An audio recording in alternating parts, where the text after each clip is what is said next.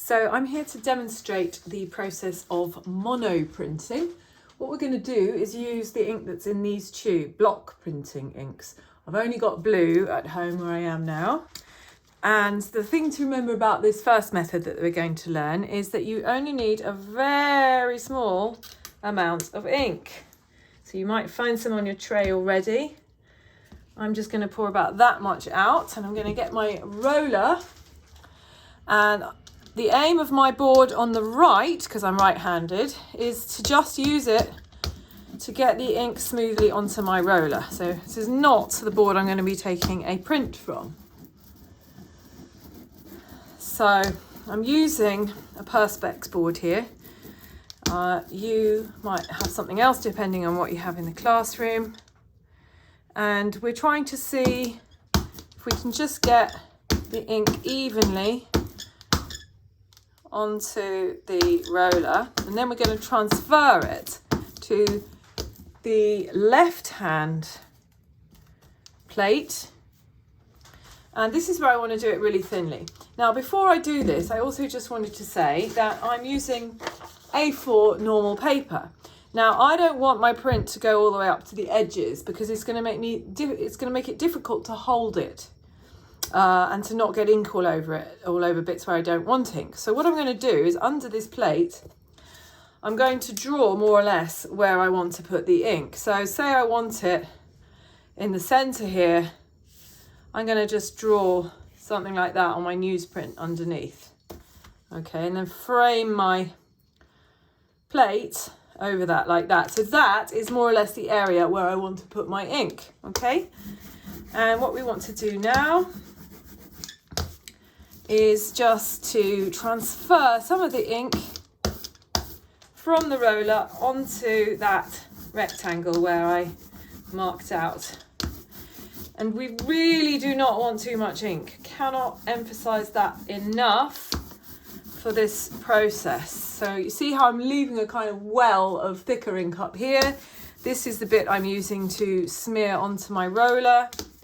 And I am transferring it a few times because I can still see some of the paper underneath, and I just want an even application. Okay, that is really probably all I need for now. It's almost better to be too thin than too thick, and I will show you why in a minute. So the next step is to, well, first of all, you want to have something to draw. So what you might have is a drawing you have already done. And I have not got one of those, so I'm going to just use a natural form.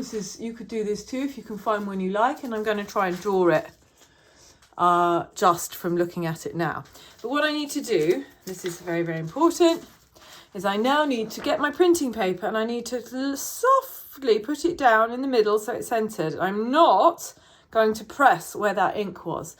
I can press here because I know there was no ink here, so I'm going to secure it and hold it, but I'm going to make sure that none of my fingers go near there because I do not want the ink transferring yet. And what I need to do now is get a biro. We use a biro because they're really nice and slippery. And I'm going to see if I can demonstrate to you just by holding with my left hand and drawing where the ink was. So I can sort of see there's a kind of round shape here, and I can make the same sort of marks as I could when I was drawing, when I'm drawing, and you'll find that I am not pressing with my wrist down on the paper, am I? No, I am not, because that's going to get ink where I don't want it. So I'm not being too precise here. You'll find the biro is quite sort of slippery, quite fun to use. You could maybe discover a different type of drawing here, but there's a few more of these. This is a seed pod that's dried, and it's from a plant called Love in the Mist, and they grow wild quite easily. You might see them, they're often blue. This one seems to have turned red when it's dried. Okay, so this is just a simple demonstration. What we want to do now is see what we've got. And there we have our mark making, as it were. So this is your print. Now you can see it's got some what we call noise around the edges. This is where the ink did touch, but it provides quite a lot of interest. Okay, I'm using blue, did I say, because I haven't got any black, so I would prefer you to be using black. Right, another thing we can do, we could also take a ghost print of this, but I find that they're not really worth it a lot of the time, but you can try. You could do this by getting another piece of paper and smoothing over the top there. And this second print is basically a ghost print, that's what we call it. But I find often that they're not that worth it unless you're doing it on the press, which we are not. So the next thing I want to do is just show you how I might do it if I already had a drawing or a photo. This is actually a photograph I took, which I increased the saturation and played with the curves. So that I made the red leaves blue or turquoise and the background was pink. And I saw that and then thought, well, that would be a good one to do.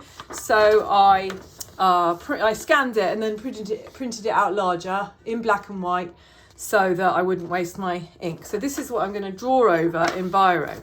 But first of all, just have to get some more ink on my roller.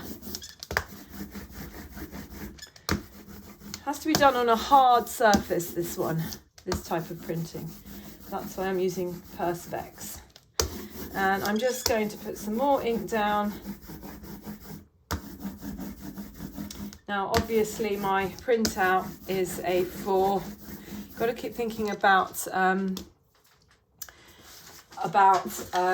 the size of your paper. What I could do actually is make a frame for this out of a spare piece of paper. So I'm going to just go like this, and I'm going to tear. You could tear or cut with scissors. You will see why in a minute. And I'm going to open this up, and what I can do here is just frame it so that my next piece of paper, which is going to be the one I print onto, can be nicely lined up, and then I know that I'm only going to get ink on the paper in that area. Nicely line it up. I know I can hold it here because I know that's where the frame is. And then what you want to do, whether this is your drawing or your photograph, is place it over like that. I think that's how I want mine.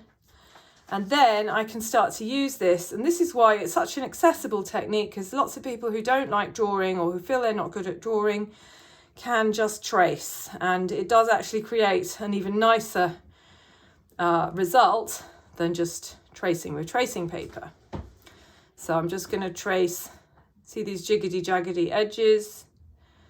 And I'm notice it's quite hard to draw like this because you're not allowed to put your wrist down. Get that vein there. And the reason I'm using a biro is so that I can see where I've gone over already. I'm not being too precise about this, but you might want to. The good thing about these block printing inks is that they take a while to dry, so you don't have to worry about them drying underneath, which is what you would do if you were just using those normal acrylic paints. Now, the other thing that I wanted to tell you is that you can, if you're very careful and you're still holding it, you can actually peel your paper up and see if it's working.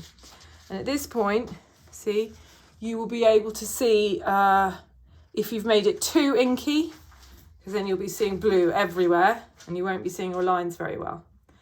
It looked okay to me, so I'm going to carry on. The other thing to tell you, of course, is that I am now ruining this printout that I did. That's why I did a printout rather than doing it on the original photo. So if you've done a drawing, you will be biroing over that drawing. So that drawing will not look good after that. So that's why it's useful to photocopy things or print out more than one copy of something you might want to use.